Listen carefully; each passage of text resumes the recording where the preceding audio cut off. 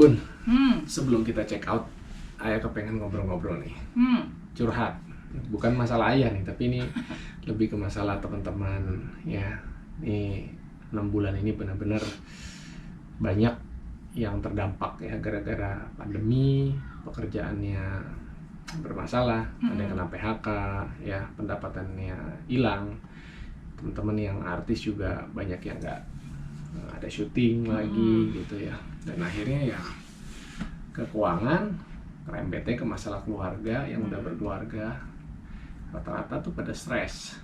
Nah ini kan kayaknya memang udah fieldnya Bunda nih, gimana tuh cara nyikapin stres?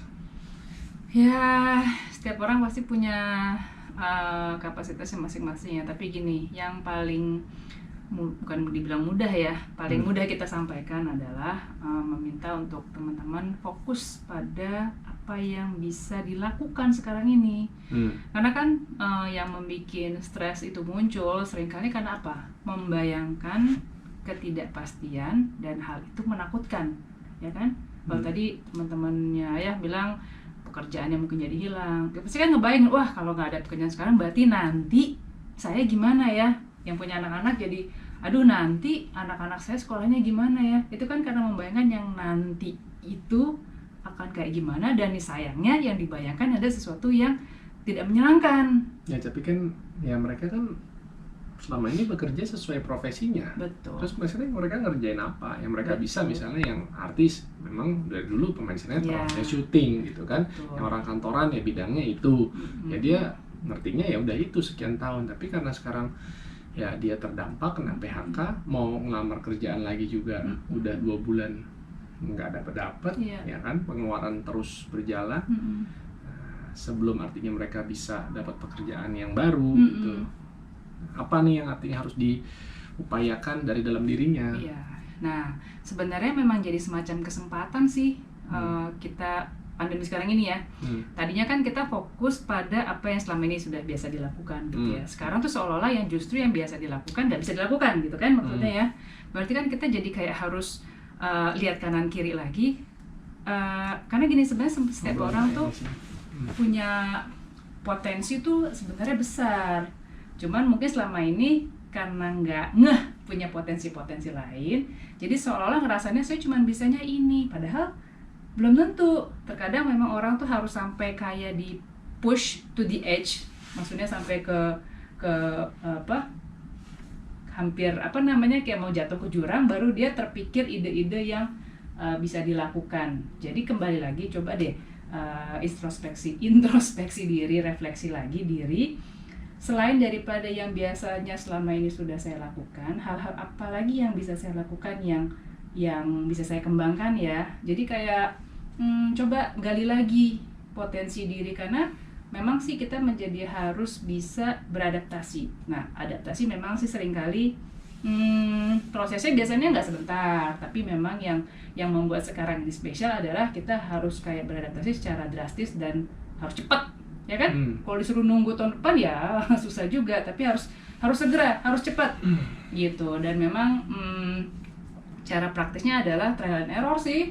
Tapi kan ya tadi ya, nggak semua orang bisa tahu apa yang menjadi potensinya dia selain yang udah bertahun-tahun dia jalanin gitu. Nah gimana caranya tuh untuk dia mungkin bisa tahu? Apa mungkin ada orang tertentu, misalnya dalam hal ini psikolog atau siapa yang bisa ngebantuin lo untuk melihat kamu nih punya potensi lain lo selain pekerjaan yang kamu udah selama ini jalankan gitu. Selain psikolog bisa, tetapi sebenarnya nih ya lebih gampang lagi, orang terdekat aja tanyain. Kalau misalnya dia udah menikah gitu ya, udah punya pasangan, tanya orang terdekatnya. Karena kita kalau sendiri cenderung untuk melihat dari kacamata yang kita ingin lihat aja kan. Nah, kalau orang lain bisa melihat dari perspektif yang berbeda. Karena kan kita ngeliatnya dari luar kacamatanya dia nih. Mungkin banget orang lain tuh bisa melihat hal-hal yang ya kayak Ayah nih misalnya, aku bisa lihat hal-hal yang Ayah nggak biasa lihat. Kayak aku bilang, Ayah tuh sebenarnya jago masak lagi ya, gitu misalnya loh, ini nggak gitu. Itu hal yang mustahil. Tapi seperti itu, ke psikolog bisa, tapi sebenarnya nggak usah jauh-jauh orang ke terdekat, ya? orang lain, orang terdekat, bisa pasangan, yang punya anak juga bisa ditanyain anaknya, orang tua juga bisa. Orang tua lebih-lebih lagi, dia kan kenal anaknya dari kecil tuh ya. Jadi bisa ngingetin, kamu tuh dulu sebenarnya jago apa ya, bikin layangan loh gitu misalnya. Jadi mungkin coba deh ingat-ingat lagi, kembangin lagi yang potensi situnya gitu. Nah sekarang akhirnya kan tadi Ayah bilang ini udah ngerembet kemana-mana. Betul. Udah punya masalah dengan terutama pasangannya. Nah gimana tuh untuk coba meyakinkan pasangan kita dengan keterbatasan dari mulai penghasilan yang akhirnya jadi kemana-mana, ya kita bisa melewati masa-masa ini sama-sama tuh gimana? Ya, memang ini harus banyakin ngobrol ya. Artinya harus ngobrol itu untuk apa? Menyamakan visi dulu nih, bahwa kita ini berada di situasi yang seperti sekarang ini. Pertama bukan maunya kita, ya kan? Misalnya kalau suaminya jadi harus kehilangan pekerjaan, kan bukan maunya dia. Gitu. Jadi dipahami bahwa ini ada situasi yang tidak, no one wants it gitu. Sama-sama nggak enak. Jadi we are in this together. Jadi let's do this together. Pertama harus diraih dulu, di-grab dulu kebersamaannya. Jadi empatinya jalan. Jadi kalau saya susah nih, saya susah nggak sendirian loh.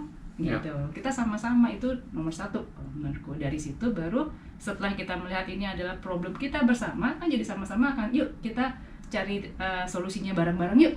Gitu. Jadi apapun yang dilakukan ya untuk kebersamaan. Jadi komunikasi dulu ya, terutama dengan orang-orang yang terkait, yang udah berkeluarga ya, dengan pasangannya. Nah kalau misalnya dengan orang-orang yang selama ini dia tanggung tuh hidupnya, misalnya orang tua, ya kan, dia tanggung hidupnya gimana waktu dia tanggung? Terus misalnya ya ada orang-orang kan yang menghidupi misal keluarganya, saudaranya, kadang kan nggak mudah gitu loh untuk mengkomunikasikan itu masalah juga gitu. How to communicate with them?